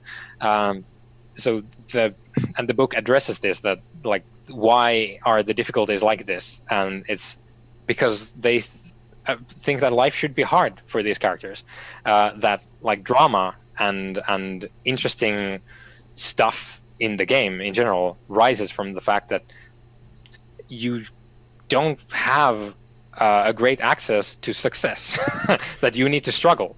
Also, as we've said, the fact is, you fail upwards. I guess that's the idea. Because the advancement is tied into like if you fail at stuff enough, you eventually get good enough to succeed. The idea is, I mean, I'm sure that once, let's use fighting as an example. So let's say my character Bryn had got in loads of fights. Like 9 times out of 10, I would have just got smashed utterly. Yep. Because my fighting skill was dank. But it must feel like amazing when like through that advancement system, when you've failed at like being fight that first time, when you're like, do you know what, actually I'm a pretty good fighter now. I'm actually now starting to like succeed at it. So in a way, the failure sort of it generates conflict, but it also supports the advancement system in the game. Yeah, and it's also one of the things that I think is it's talked about. The rules are rather clearly explained in the book, but again, like some advice on how to use stuff. They do talk about this a little bit, but just Burning Wheel does the kind of almost like an OSR thing, in that it rewards you when you marshal your resources. So if you go into a straight up fight and you don't have any kind of like fighting ability in your life, and you're fighting a knight, let's say, just going there, picking up a sword you don't know how to use in armor that you don't know how to wear, and having a duel with the knight, that's a really bad idea on the best of days. But the game will give you an easier time if you prepare for that. So let's say you wanna poison the knight's wine that they drink before the duel or whatever. So he's going to be feeling ill. He's going to be diminished in some way. You could get like a really good sword that's easier to use, even if you don't know how to use it properly. You could do stuff to make things easier for yourself, which is a thing you should absolutely do when you're trying to do some of the like harder things in the game. And you get help, like you get other people to help you, you get the right equipment, you get whatever other like circumstantial thing going on, and maybe you like negatively influence the other, like your opposition, and you try to like rebalance the scales to your favor, and Burning Wheel really likes when you do that. Okay, so we've got another question from Shadzor here. It says, how do you figure out which subsystem to use, and does it grossly affect the game if you have to change them mid-game? I think, at least in my opinion, and this is how I view the game, it doesn't really, like the subsystems that we've been talking about here, well, fight mostly, but there's another one called the Duel of Wits, which is sort of like a social, sort of like argument. It's an argument situation, in which like everyone who is in that particular instance, you are basically like searching for a consensus and then reaching that, and then everyone agrees to something. That's another one of the subsystems here. This you can just sort of like bring them out of the box when you need them. So we could have the Lord of the Rings, and let's take Fellowship of the Ring. So the whole movie, like no one uses the fight subsystem, that like intricate like parrying back and forth and that sort of thing. No one uses that subsystem until the very end, when Aragorn, spoilers, is fighting Lurtz or whatever, the big orc in the forest who like shoots Boromir with arrows and has like a duel with that guy. You could bring out the fight system at that point, because that's kind of like the high point, like the important duel. And this is the thing that's important, and we bring out the fight because Aragorn had a very strongly worded belief about murdering this person and avenging his friend Boromir. And you bring out the more intricate system if you want to, because the moment has more gravitas to it. Same thing with the Duel of Wits. So you are trying to convince someone, let's say the king of the Rohirrim, to like go and fight the Uruks, and you're trying to convince them to do that sort of thing. You might bring out the Duel of Wits system, because it's not as important as trying to convince like the guard to look the other way on the street. Instead, you have like this strongly worded belief again about convincing King Theoden to do this particular thing. You might bring out the Duel of Wits system. And I would personally always tie using these more intricate systems to situations where the character's beliefs are basically in the line of fire. So if John has a strongly worded belief about convincing a particular person about a particular thing, I can say, as the person running the game, John has indicated that this is important to the character. This is like one of the 3 most important things in the character's life at this moment. We might want to use this. I will ask John, do you want to use the Duel of Wits for this thing? Because it looks to me like you've invested in this moment, and the Duel of Wits is like you can get binding resolutions out of it, which is like the sort of big deal with the system. Mm-hmm. If you enter into a Duel of Wits, you explicitly agree, John, that your character will abide by the resolution of that particular argument, and my NPC will agree to that as well. So whatever is like conclusion we reach, both of the characters agree to that thing.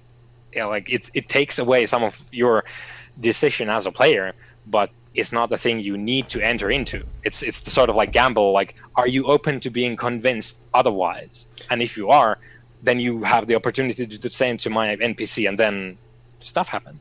Yeah, I mean, my understanding of the sort of subsystems is that they're sort of there when you want to shine a light, like a spotlight, on a particular moment. Like you mentioned earlier, like, you zoom into the duel.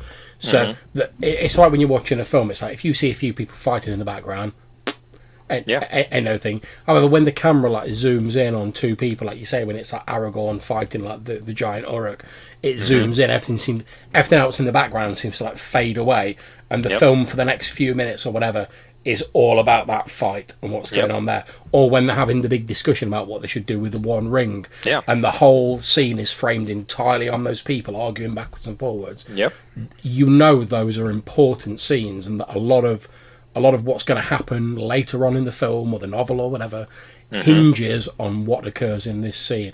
And that's what it strikes me that the subsystems are for. When it's one of those big, weighty sort of fate of the world sort of style moments, that's when you, like you say, you might want to bring in the subsystems. As for like whether it'll affect the game if you have to change them mid-game, I can't see that it would affect the game massively, because as we've sort of seen, you choose on a case-by-case basis whether you're going to use them anyway. So let's say you use Duel of Wits to work out what the fate of the One Ring is, and then there's some other debate going on, and you're like, oh yeah, but I don't really think that's as important. You just sideline that subsystem and you just resolve it with a normal roll. Yep. And sorry, by the way, in the chat. I don't know if I'm the best person to answer questions because you might have noticed I tend to go on rants about stuff. So yeah, that's definitely the way that John put it. That's the way I view it as well. Like your normal day-to-day stuff, unless you feel like it, you might just feel like let's break out the dual wits. Like let's have some fun, because that's the thing you could do as well. But in the normal day-to-day, I would just use your like regular like roll against like a set obstacle number, which is to say difficulty, or like just like how many successes you can get, or like opposed compare your success numbers. I would use those all day, and then for the special stuff I would break out, maybe if everyone wants to, and it fits the idea that we all have, I would break out maybe some of the more complex stuff, but otherwise no. And I don't think it's a problem that you would use, like John was just saying, like in the background, yeah, maybe you just roll your sword and you will lop off the guy's head, or maybe he lops off your head and then you're dead, and what are you going to do now? But like that's not as important, so we might just do the one roll and done, and then you do the thing with the climax of your particular piece here. You do the more intricate stuff, and then afterwards you continue with the basic stuff again, and I don't think there's any trouble with that at all. Yeah, so Shadzar, I'm glad this is all making sense to you, as you say in the chat. And I think you're absolutely right. Shadzar's described it as, so there's like a dial where you can turn the complexity and the level of detail up as much as you want when it's applicable, and then you can turn it down when it's not applicable. And I think that's an absolutely brilliant description, Shadzar. I agree. The details there, if you want it and you feel like the gravitas and the importance of that situation warrants it, or you just want to give it a go, as Johannes said. But if you don't want it, the core sort of the hub system is there, and that has you covered anyway. So you never need to worry about like, I can't be bothered using the fight system for this, or what am I going to do? Because you can just fall back on the core system, and you are golden.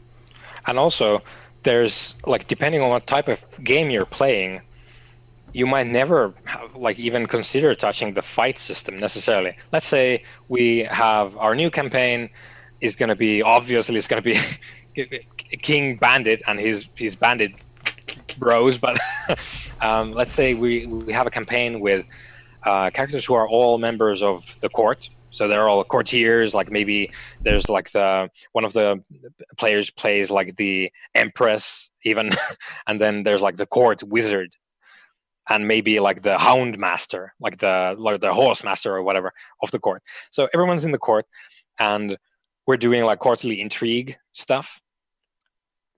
I don't think there's gonna necessarily be any cause ever in that whole game. Like let's say that's a 30 session game. You might never even consider touching the fight thing. You might if like things went that way. Maybe there's like a noble court duel, and two people with no idea how to actually fight get into an argument, and they like, my honor has been stained by this wretch, and then you bring out the white gloves, you challenge them to a duel in the heat of the moment, because that's like your belief is like, I will not suffer indignity at the hands of blah blah blah, and then you break out the glove, you smack them, you challenge them to a duel, and then later on your manservant is like, so Lord, do you remember when you missed all those fencing lessons as a child? And then you're like, fuck. You're right, Albert, I do not know how to fence, and now I'm going to. And it's going to be hilarious using the fight system with two nobles who are using like fencing foils, and they're trying to kill each other with no idea how to do that. And it's going to be fun and entertaining to do. And that might be the only like case of fight rules coming out ever. However, in that particular campaign, you might use dual wits all day, all night, like brokering deals, like making like secret allegiances in the court, conspiracies. You're gonna murder the king. You're gonna like get the bishop thrown out, and your pawn is gonna be installed instead. You could do all sorts of like shenanigans with that sort of thing, and do that all day. Or you might just not use either. You just go with the basic rules, as Sean said. But like the flavor of the game, I think, dictates a lot of that as well. Like there's no reason to use fight if all of your people are not going to be like, if the game is not going to be about that sort of thing. Yeah, I mean, as you were saying there, when you were talking about them potentially using nobles, in a sort of a more sort of social sort of wheeler dealing style sort of game, it strikes me that although, as we were saying earlier, Burning Wheel is like heavily tied into this sort of like assumed fantasy background, there's an awful lot of scope within that for actually sort of doing like different subgenres. So I could quite easily see like you could quite easily go like, right, we're going to have a game where we're all playing like grotty like orcs who are serving the Dark Lord, you know, where there's a whip, there's a way. We're all like, we're going to burn the Shire and whatever. You could quite easily play like a sort of more standard like adventuring band, you know, we're on a quest to like destroy the One Ring or whatever. Yep. But then you could have, I suppose, almost like your sort of Game of Thrones style, sort of like politicking and intrigue. And obviously you could have a game where it takes a little bit from all of that, but there's a lot of different subgenres because there's a lot of options in Burning Wheel that you could quite easily sort of have as the main thing of your session. So, I mean, the sort of sample scenario we played, obviously it's designed to give you like a sort of smattering of like everything, so you get like a bit of a general sort of basis on it. But that's a fairly sort of standard fancy background. But you could easily go like, right, we're going to run a game. You're all playing part of the crew aboard a sailing vessel. You go in to look for mysterious cities of gold in far off lands. It's an exploration-based game. You could do investigation-style games, more traditional like adventuring. There's a lot of different stuff you can do. Yeah, wizard schools, and like wizard cabals doing all sorts of nefarious stuff. Yep, you could, and like if you wanted to play a cult, there's a lot of stuff for that as well. If you wanted to play elves, doing, let's say, like a Journey to the West type stuff, or maybe like the last alliance of men and elves, and then the aftermath of that. You might even not like never go into Helm's Deep to fight. You might just like start the game from, we're coming back from Helm's Deep with PTSD and a lot of grief weighing down our souls. Like, what are we going to do next with like our lives, and are we going to desert Middle Earth and leave it to men? There's a whole bunch of like, and because this is the thing, Burning Wheel relies on situations, very specifically situations which like the characters need to be tied into to make the game actually move forward. Yeah, I think to come back to mechanics briefly, I know I've talked about this before, but one of my favourite things in Burning Wheel, and the thing that the first thing that when I looked at the book, I was like, yeah, I like that. That seems smart. And a lot of the book is very smartly written. It treats the people reading the book as though you're intelligent enough to work most of this out. So it doesn't talk down to you as a reader. It just presents stuff and says, right, you're intelligent enough to work this out. One of the things I loved, first of all, is where it talks about how it frames the basic roll mechanics. And to explain what I mean by that, effectively, when you want to make a roll in Burning Wheel, you tell the gem what you're doing and what outcome you're looking for. So use a stereotypical example, my outcome might be like, oh, I want to sneak past this guard to break into the castle. And that's a simple goal there. You can expand on that as much as you want. I could be like, I want to sneak past this guard to get into the castle, sneak into the king's bedchamber and stab him with a dagger. Obviously that's going to be more difficult in the one roll, but I tell the gem, like, I'm trying to sneak in and this is what I want to happen if I'm successful. The GM then says to you, okay, that's going to be this kind of roll, and if you fail, this is what the result is going to be. So in my earlier example, I'm just trying to sneak past the guard, the GM might be like, oh, the guard's going to spot you and he's going to tell you to get lost if you fail. Oh, great. Whereas if I'm trying to sneak in and stab the king, you might be like, oh, if you fail this roll, you're going to get past the guard, you're going to get into the bedchamber of the king, but unfortunately, like, you're going to get spotted by one of the other guards on the way, and you're going to get thrown in the dungeon, slated for execution in the morning. And I like the fact that you know the consequences up front, and it's not so you can go, oh, actually, no, I'm not going to bother with that, because you're committed at that point, you're sort of engaged in it.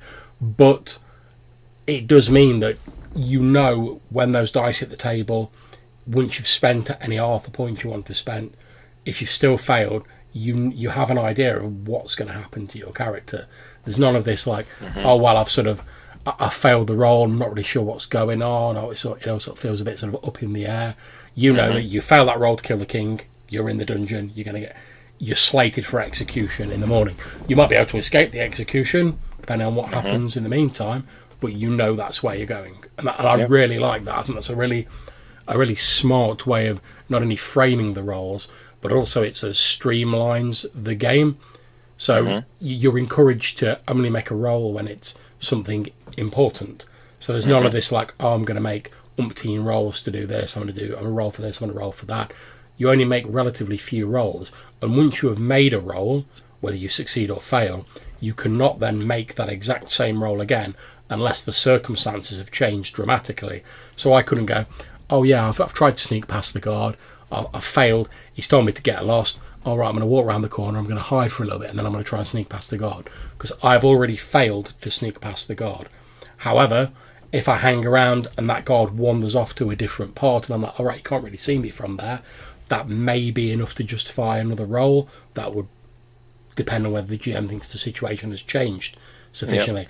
But I think that's a really smart mechanic that both streamlines the game, and it also makes you, once you get used to it, it makes you think a little bit more about how you phrase your roles and what you're trying to achieve with them. Yeah, the scope of what you can achieve is different from, let's say, like, because it's about conflict resolution rather than task resolution. So like you said, you could start out in the fields and state that I want to sneak into the king's bedchamber and murder him. That's a thing you can say, and you could theoretically succeed at it. It's going to be very difficult, but you could make that statement and try to do it. Conversely, also, the thing that John is referring to is let it ride. That's the name of the rule that states that if you roll for a thing, the result stands. And it stands for successes as well. So if John managed to sneak into the king's bedchamber until things change, and if he murdered the king, I would imagine that the situation might change rapidly. But if he just snuck into the king's bedchamber and nothing changed in the near future, John could do that with no further rolls. You can now sneak into the king's bedchamber because we have established that you made the roll, you got what you wanted, and until something changes, you can do that. Well, that's, I mean, to use an example from the game session we played with yourself, which is, thanks to Mathew and Johannes for allowing me to record that, is now up on my YouTube channel for anyone who wants to see that. When I cast the spell on the door to seal the door, and it effectively meant no one could just open the door and come through it, that, because I'd succeeded in that roll, no one could just walk through that door. So it wasn't a case of like, oh, okay, yeah, well, they just push it a bit and they force the door open and they go through. It was only when the situation changed, they actually brought up like a carpenter to actually physically dismantle the door, were they able to bypass the door. And even in doing that, the consequences of them doing that were that we then had a roll to hear them to see whether we woke up, and the whole thing unfolded differently. It wasn't just a case of quickly like bypassing the roll. So it really does make it feel that when you make a roll, it's something important, and you're sort of setting something about the game. Something is either going to be true or not true. It's going to have happened, or consequences of trying to do that are going to occur. It never feels like you're just making a roll and nothing's going to happen because of it. Yeah, and the same thing, because we had the fight with the bear. If you want to, you can, in Burning Wheel, you can say, I want to kill man, and then I, as the person running it, I will say, that is grand. How are you planning to do that? You say, I will use my sword to kill this man. And that's a statement you can make. If you succeed in the roll, you will have murdered that guy with the sword. And again, conversely, like, there's the failure condition. So let's say this is just like, it's a fight in a forest and you're trying to fight this dude to the death. It's probably going to be to the death either way. So your goal is to get him to die. Probably the same for him. Maybe not. Maybe he wants to knock you out and take you to his cult buddies and further down the forest trail and sacrifice you later. But maybe he wants to murder you, and you could have a conflict in Burning Wheel where like the stakes are just death, and you just have your one roll, and if you win, the other guy is dead. If you lose, the other guy deals you a mortal wound. You die. That was the stated goal for both of you. However, you're a player character. You could have your persona point, and you could say, "I have the will to live," and yeah, maybe the guy thinks you are dead because you look dead because you're really bad off, and it just leaves you in the forest, and you will have a chance to survive that. But yeah, just to like put the scope to the front, you could say a lot of things. Of course, you can't say necessarily ridiculous stuff, as in like, I want to use my cooking skill to murder that dragon. That's not a thing that I would I would say that would work necessarily. You would need to explain that to me in great detail. Now, if you said you're going to use your cooking skill as part of some elaborate plan to poison the dragon, yes, that is different. I want to make dragon food. Then I will talk to my poisoner friend, who is, by the way, insane because they've been inhaling poison fumes for 40 years.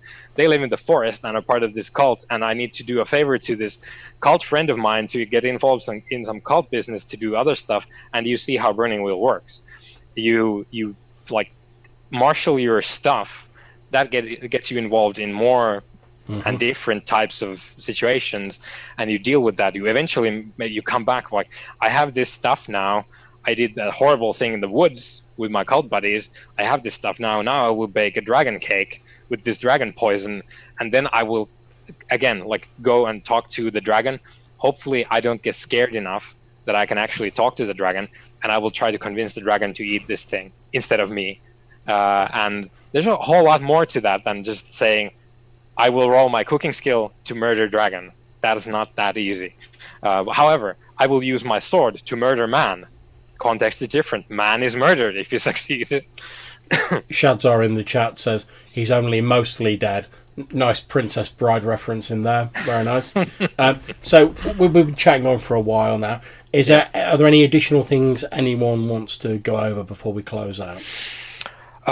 We skipped, and just for further context for the little games that we played, we did not formally use a lot of the time this structure that John has been talking about here, where you state your intent, you state your task, which is like the means by which you achieve your intent, and then you get your end result, and you also discuss the failure condition. We did not follow this structure a lot during the particular session, and that's kind of partly because we are comfortable with role-playing games in general, so we tend to go with a certain kind of flow, and Burning Wheel doesn't necessarily have the standard flow in at least in as far as this structure is concerned. But a lot of that is to like us being fairly new at this, and me being I haven't played a lot of this game in a couple of years. I played it a lot before that, but it's been a while, and I'm rusty, and it shows.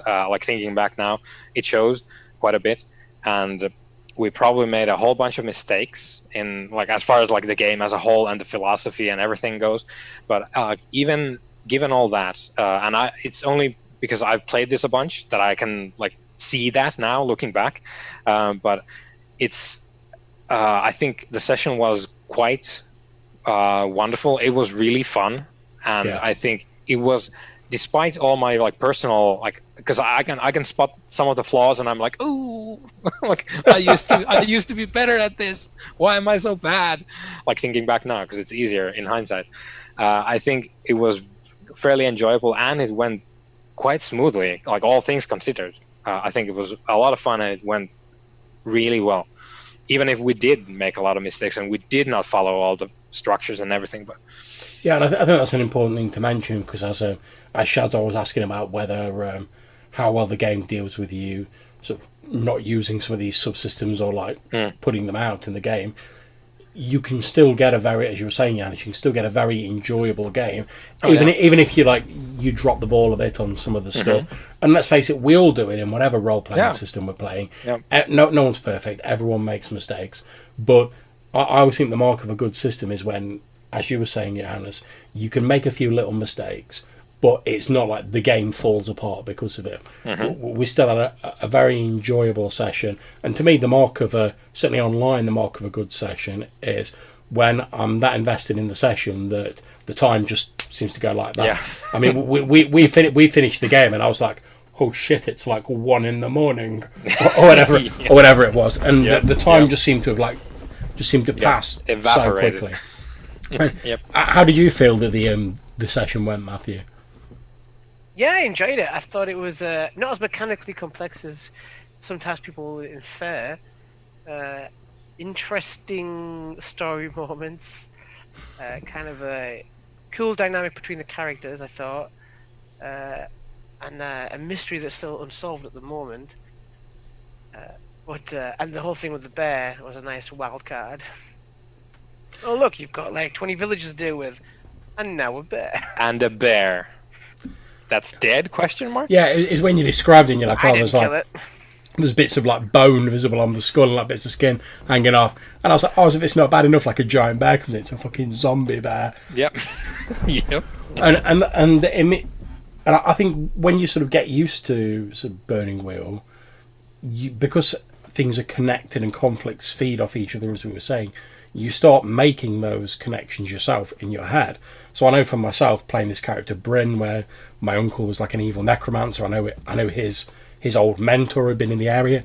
As soon as this bear busted in upon the scene with its claws out and its rabid mauling or whatever it was, and you're like, oh yeah, bits of its skin are hanging off, you can see bits of bone. I was immediately like, some necromancer in the woods has summoned that bullshit up. Ding, ding. Yeah, and that may not be true at all. It might have just been some bear with like a sort of an injury or whatever.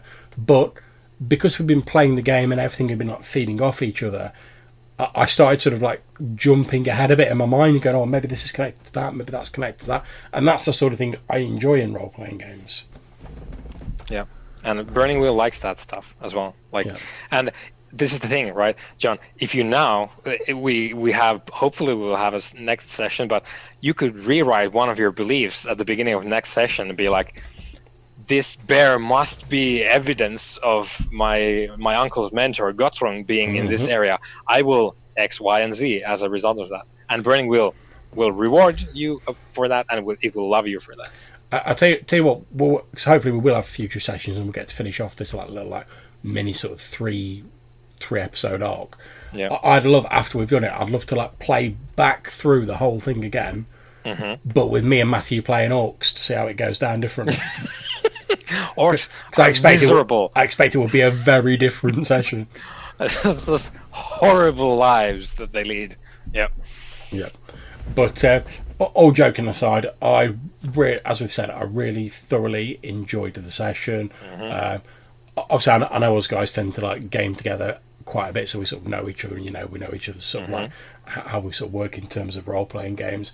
But I thought with that, and it being a fairly new system, and us taking it sort of a bit sort of softly to get us introduced to it, I still thought it didn't feel like an introductory session. It just, I wasn't like, oh yeah, this is the Training Wheels session of like Burning Wheel. Although Training Wheels would be an amazing name for like an introductory book for Burning Wheel. We need to call Luke Crane. I say get him on the phone, and but it didn't feel like an introductory session, like a dumbed down session. It just felt like a really enjoyable session of a role playing game, and I think you can't really ask much more of a game, to be perfectly honest. Yeah, I had a great time getting back behind the wheel. Wink, wink. Hey. On brand. Was a great time. I had a lot of fun. So thank you guys for playing. No, thank you very much for running it. Good time. My pleasure to take part. I do have one other question to throw out there, just for anyone who's watching this or watches it in the future, which would be good to know. If they did want to pick up Burning Wheel and they did want to learn about the things we've spoke about in today's stream, then what would they need? Because I know there's 2 books, and you guys have talked about at least one of them so far. Do they need both, or is one acceptable, or should they start with one and pick up another? Because you told me they don't do PDFs, so if they want... Yeah, they do not do PDFs because they want to have the books like as the focal point of of this particular game, they will sell you mouse guard PDFs, not Burning Wheel though. And I was going to say, if I can just like gush a bit about the quality of the books for a minute, these aren't like some sort of like shoddy like print on demand like softbacks. These are properly bound hardback books that they feel solid. There's none of this like, oh, I've opened them twice and the spine's cracking or the pages are going to start falling out. None of that. They're proper, good quality books. You literally, I think they're probably some of the highest like production value ones in my sort of like big collection of roleplay books. But in terms of what they are, you've got Burning Wheel Gold Edition. This is the rules for playing Burning Wheel with all the subsystems and all of that malarkey in it. And this blue book here is the Burning Wheel Codex, and this is basically how to play the game and a lot of extra stuff in it. There's a lot of stuff in this book that you read it and you understand how the rules work, and that's fine. But the why is a little bit vague. Whereas there's a lot of stuff in here where it tells you like, this is why this happens in Burning Wheel. This is why you do this. This is how the various bits and pieces all work together.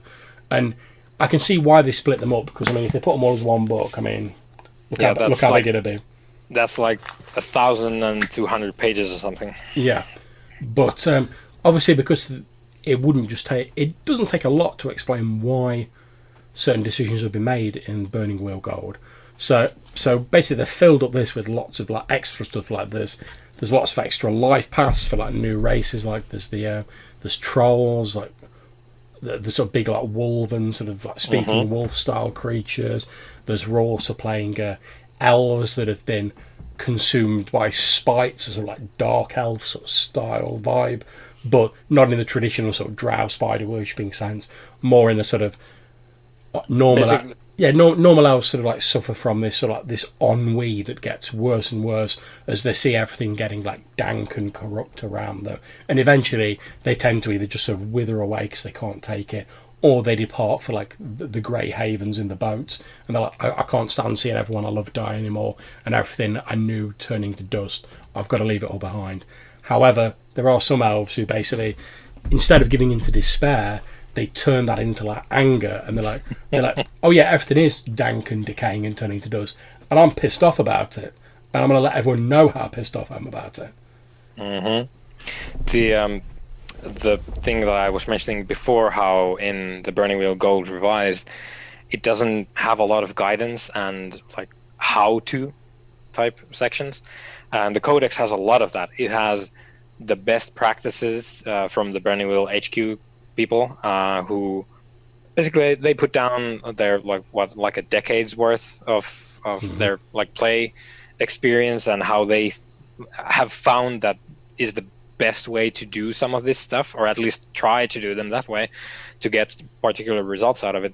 Yeah, like John said, basically the Gold Edition Revised, so the red and gold book, that's sort of your rules stuff, and then the Codex stuff is some extra rule like add-ons, and also a whole bunch of best practices on how to use the rules, which is like, I'm glad that the Codex exists, but it adds on the difficulty of being in a different book. Like you need two if you wanted to have the actual like engine and all the bits of it, and then like the manual to the engine.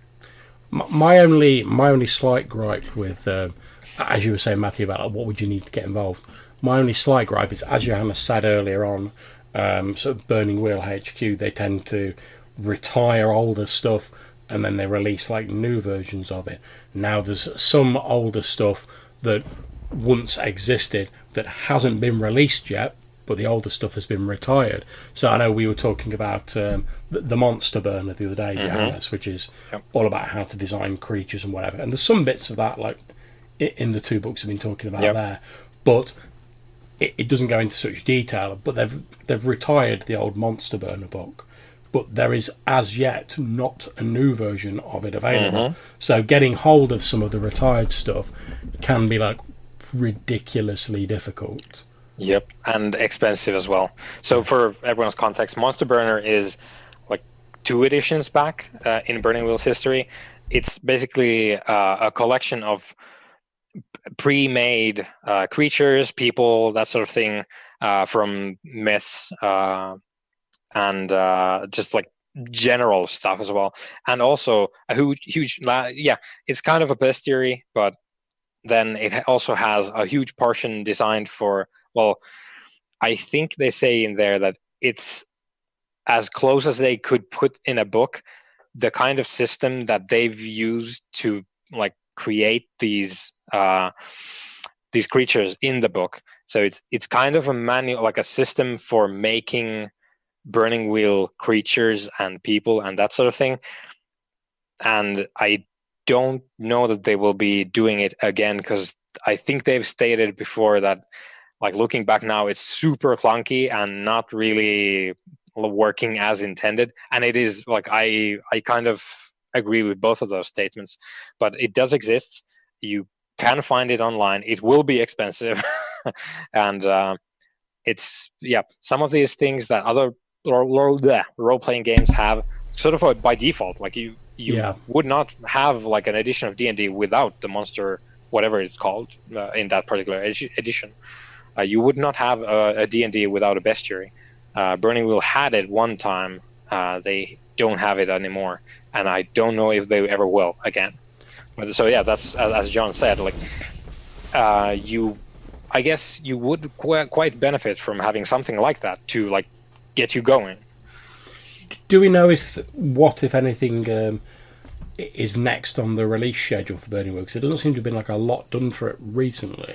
Yeah, they don't do a lot of it. I think they have their thinking cap on for whatever was left on the cutting room floor after they put the codex together, which is, by the way, like a melding of two different, like 2 editions ago, burner books, which are called the Adventure Burner, which is the sort of like manual advice type deal, and then Magic Burner, which is basically the whole everything else in the codex. So the codex is a combination of 2 previous books, and I don't know what they're going to do next, really. I might have read something once upon a time, but the thing with the Burning Wheel publishing schedule is they do stuff when they feel like they have stuff to do, which makes it very hard to predict, like when things will happen. Okay, well, if no one has anything else, I think that rounds off our talk for now on the Burning Wheel, although I'm sure we'll come back to discussing it in the future. So it just remains for me to thank Johannes and Mathew for joining me. I've been John from Red Dice Diaries. Thank you to Shadzar, if I can put my teeth in, who joined us in the chat on the live stream. Thank you for your comments and suggestions as we were going on, Shadzar. And he says that it seems this kind of discussion is inside all of our wheelhouses. So not only has Shadzar been contributing some great questions, also been keeping us entertained as lovers of puns. So thank you very much for that. Hopefully you'll join us in the future for more sort of group episodes like this, and I'm sure we'll get around to talking about Burning Wheel again.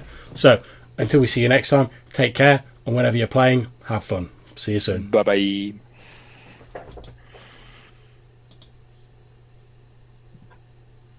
Broadcast ends. Yeah, so you were talking about time.